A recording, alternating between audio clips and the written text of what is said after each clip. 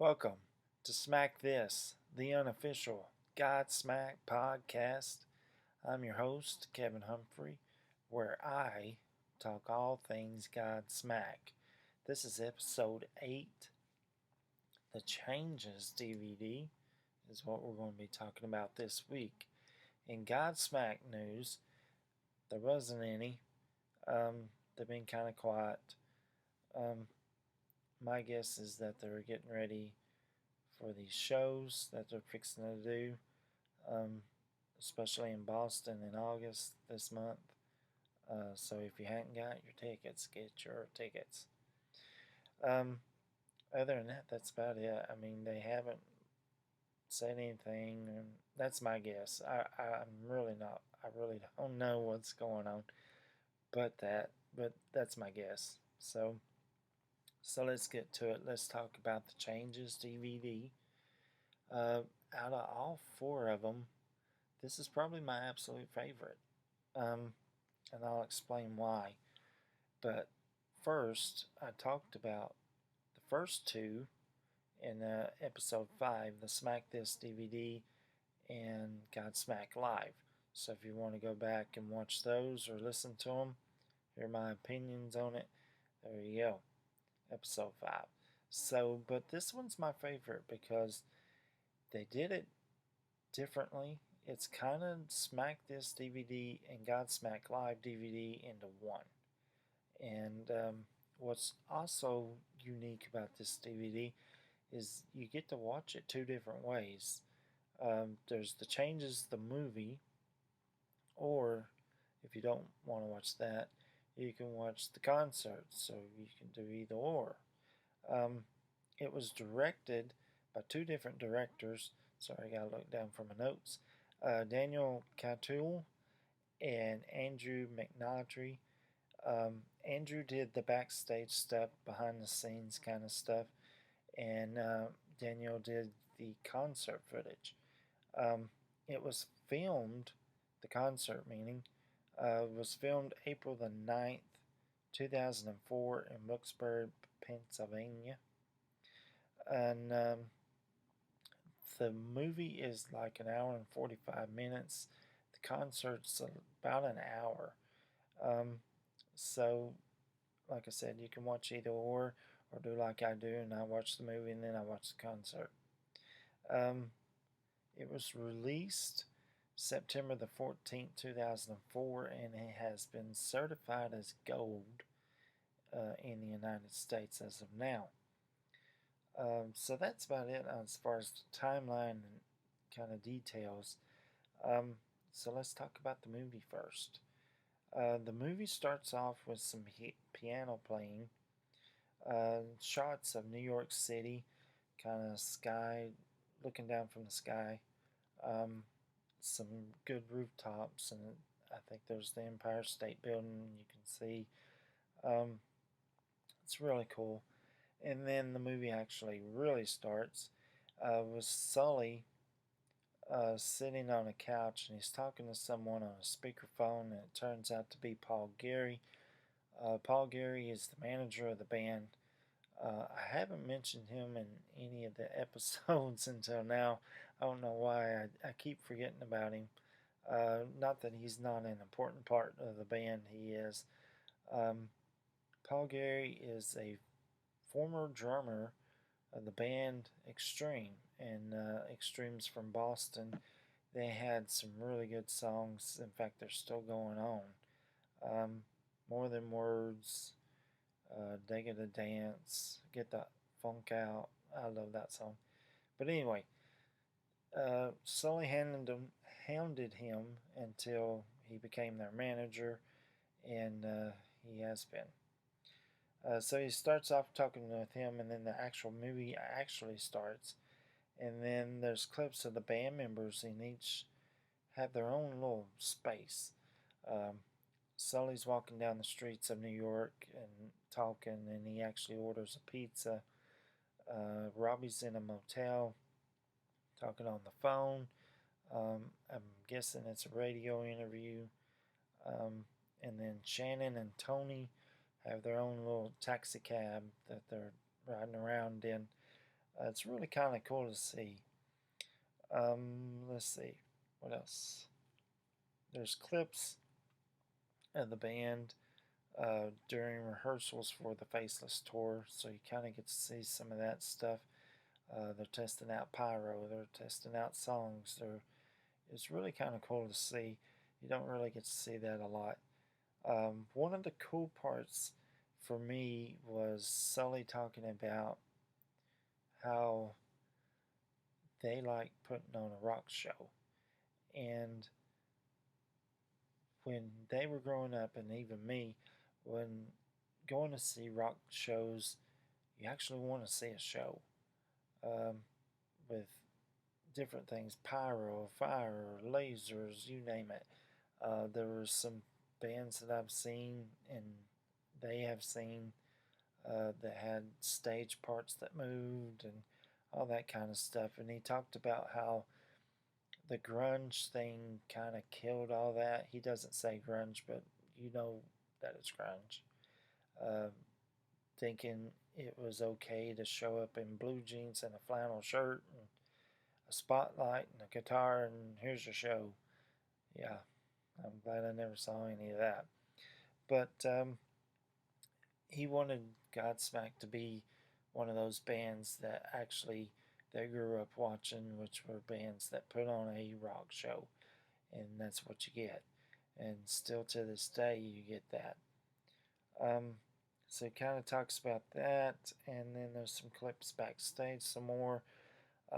Robbie actually tells a really funny story about about him and Shannon. I'm sorry, him and Tony talking about how they used to play the guitar and they would play it way up here. And when they met Sully, he was like, "You guys got to get that down." And he has them now playing at their knees. Um, so it's kind of funny. Um, then you can see or get to meet some of the road crew members and Fro's part of that. So Sully's drum tech, who I've mentioned before. Um, then Shannon shows off his new Godsmack tattoo, which he has the Sun logo tattooed on his hand. They show a clip of the jam room, which is where the band kind of gets loose before the show. Tony actually blows out one of his amps, and it's kind of funny to see. Um, you see Sully and Shannon's daughter, Sully's daughter Skylar, and Shannon's daughter Jasmine. Um, you see Shannon talking about they actually have Animal the Muppet in their dressing room. Um, he talks about that, how he and Sully were both influenced by Animal. Um, Sully talks about the drum kit that his mom and dad got him when he was a kid. It was the Muppet drum kit, and he was like, even I knew that was a toy, so he pretty much trashed it and threw it out the window, and he was like 4. So, but what's really funny is I actually had that drum kit myself. I remember it very, very young age having that, and I played it, but until it broke. But that's a different story. They also talk about the Battle of the Drums and how that got started um, with the Get Up, Get Out song, and how it was first Sully and Tony, and then it evolved with him and Shannon. And then it gets close to the end, and at the end, there's the credits, of course, and they're rolling, and there's a little side picture kind of thing that has fans coming in and out of the shows, yelling and screaming, and there's some backstage stuff with the band, and there's some more rehearsal footage in the hotel, and then Sally kind of looks at the camera and says, "Thank you," and that's it. It kind of cuts off. Um, the movie and the concert kind of blend. They put some things in the concert in the movie, but not all the concerts in the movie, except 2 songs. Pretty much you get the concert in it. That being Sorry, something wrong with my camera there. That being Voodoo, and you only get to see a little clip of that if you watch the movie. Uh, Sully talks about the tribal drumming and how that's influenced him and all that kind of stuff. And then there's a clip of Whatever, and Whatever is the beginning of the song, and then there's some talking, and then some more footage, and then at the end you get the end of the song. So, like I said, those are the only two songs you don't get while watching the movie. Now, the other songs are in it are Straight Out of Line, Awake, Faceless, Bad Religion, Moon Baby, Changes, Realign, Serenity, Keep Away, The Battle of the Drums, and I Stand Alone. So if you just watch the movie, you pretty much get the whole show, but if you're wanting to hear and see Voodoo and Whatever, you're not going to see it. Like I said, you only get a snippet of it. So that's it. That's the end part of the movie. So we're going to talk about the concert itself. I'm going to look at my notes here. Okay, so the concert opens and their names in the lights, and then outside the band's kind of in a huddle doing, it looks like a prayer. They start getting ready backstage, some stretches, and Sully's kind of meditating in the back.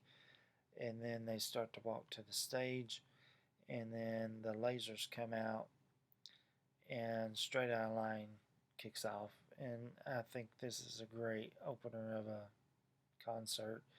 In fact, they've used it quite a lot, but I like it. I think it's great. Sully works the stage mics. There's 3 microphones in the front of the stage, and he does all 3 of them. There's pyro at the end, which is awesome. And then you get to the second song, Awake.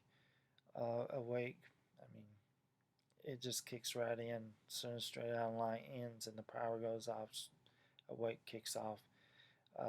It's awesome live.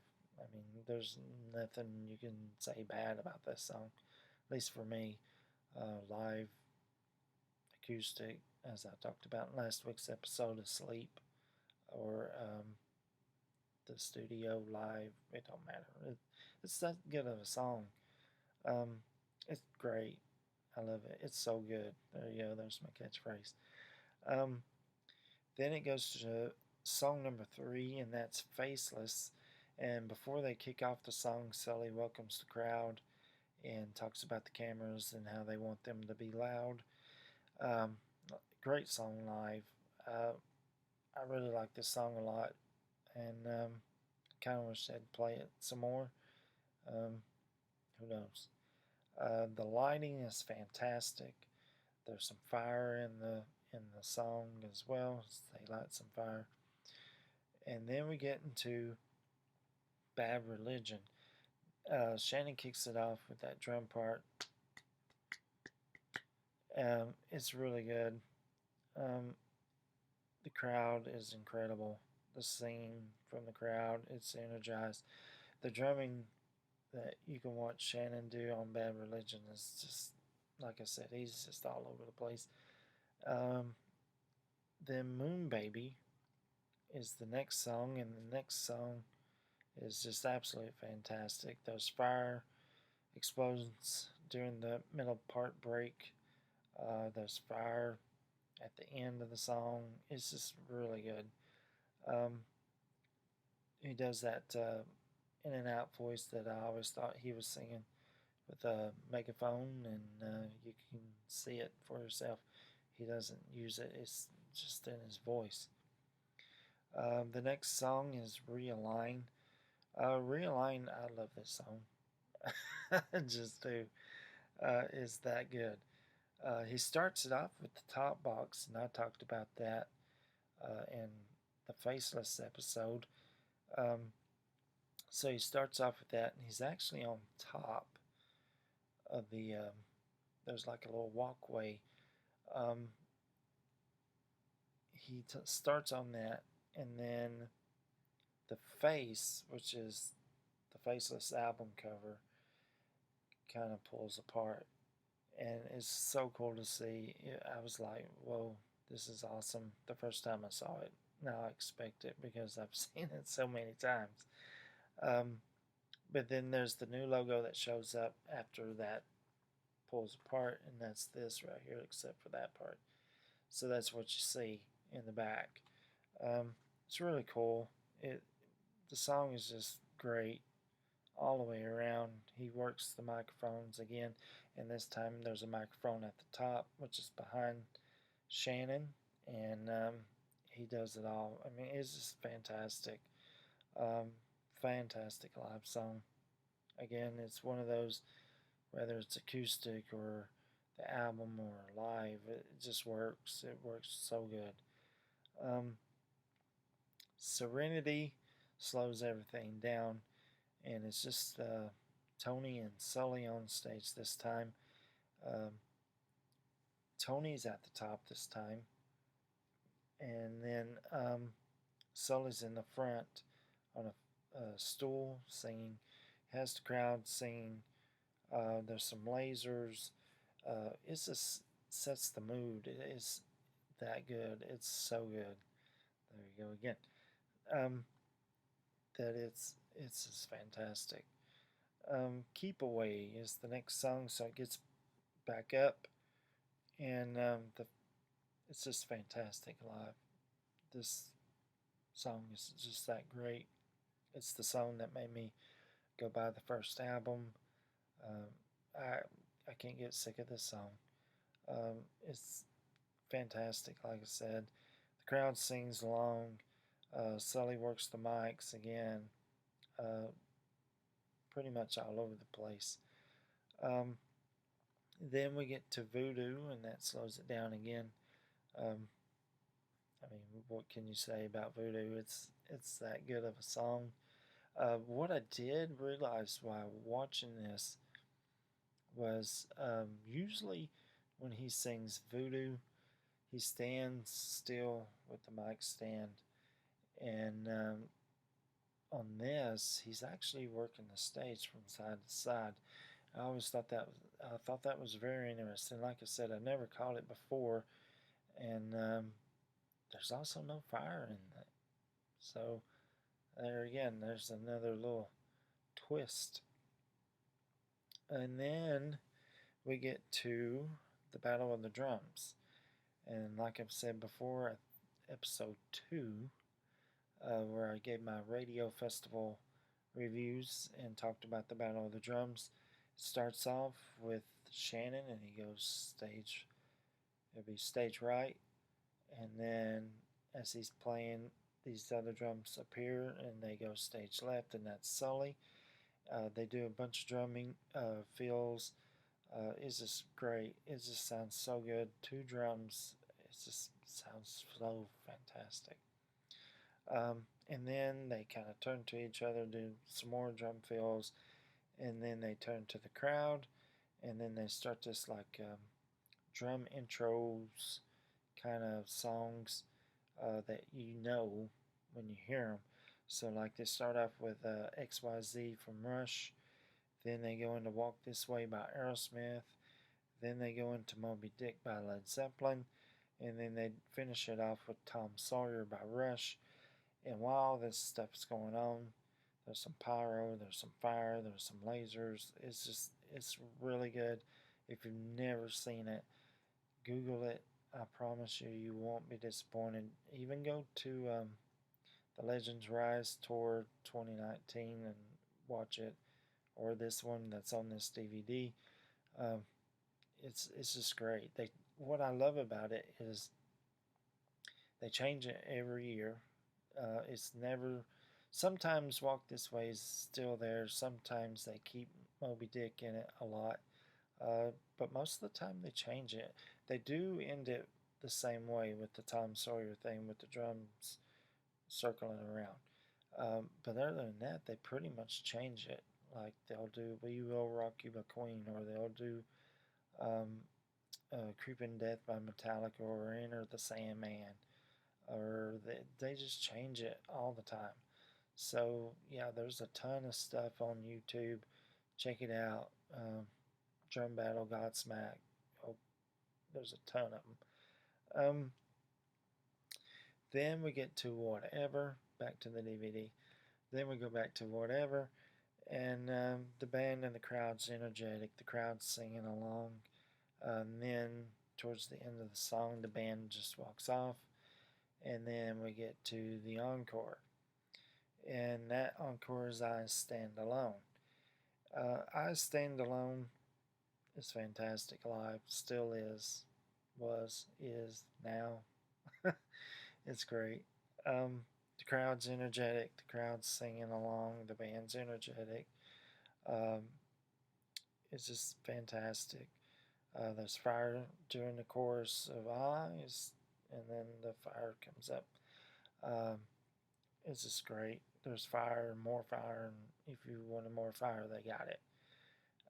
And then the credits end, and it's basically the same thing that you see in the movie. That little screen over here on the side where the fans are walking out and saying how great the show was. Um, Now, I forgot to mention about the stage. The Faceless Tour, they had two different stages.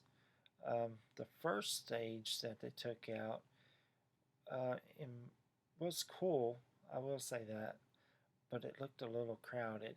There actually is some video ish of it. Um, it's I'm gonna describe it as best I can. So they had two like staircases, and then the top, and then they had this look like mufflers from a motorcycle, and the pyro stuff would come out of them. And then they also had like a belly dancer doing voodoo that would come out on one side, and this other dude who I can't find the name of would play bongos doing Serenity. Um, it was a little crowded for me. I thought, although the first time I saw it, I thought it was the coolest thing I ever saw in my life. Plus, they had like a big screen back behind Shannon, because there was Shannon, and then there's this top layer, and then the video screen, and it looks so cool. But you know, when I seen this stage that they used for this DVD, it's a whole lot better. It's actually more flatter. It's cleaner. Um, the band can actually move around. You can actually see it, like I've said in multiple songs. Sully's all over the place. Robbie's all over the place. Tony is actually moving from side to side. Um, it's just fantastic. But the stage is like kind of like that one, but it's a little shorter staircase. Then there's some top, and like I said, the Faceless album cover, and it becomes a part. Um, it's really cool to see.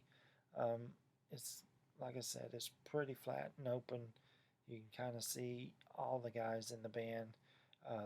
The video screen is actually on the top of the lighting truss. So if you're like in the Stevie Wonder section and can't see nothing, you can at least watch it on that. But yeah, it's this great stage. I love it. Every stage that they do, every tour that they do, it's a little different. Um, this one is awesome, I think. All right, so with that being said, I've rambled on. Um, so rate it 1 out of 10. It's a 10. My favorite parts, the concerts, freaking awesome. Backstage stuff's awesome. I love it all. Like I said, it's probably my favorite. I might have to do an episode of ranking the DVDs. This one would probably be the number one, um, because of how they did it. Um, like I said, least favorite part is none. There isn't one. Um, so that's about it this week.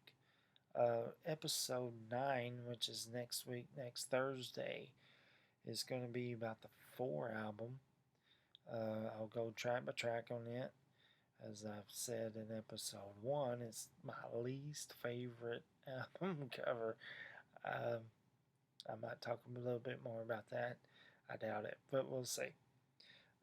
Homework this week. You rate the DVD. You tell me 1 out of 10. Which one do you like the best? The movie, or do you like the concert? Or do you do like me and watch them both? Or what? Well, you tell me. I want to hear from you. I want to hear from you. What's your favorite part? What's your least favorite part? Um, that's about it. And that's your homework for this week. I want to hear from you now. I want to thank each and every one of you who watched last week's episode. Last week's episode was groundbreaking. I was blown away. I could not believe it. 70 views. That's just unbelievable. Thank you so much. I really appreciate it. Um, let's keep it going. If you know anybody that's into Godsmack, likes Godsmack, wants to talk about Godsmack, turn them on to this podcast. I do episodes every Thursday, episode 9 next week. So there's the back catalog. Go on my YouTube page and watch all of them in case you missed one. So you just got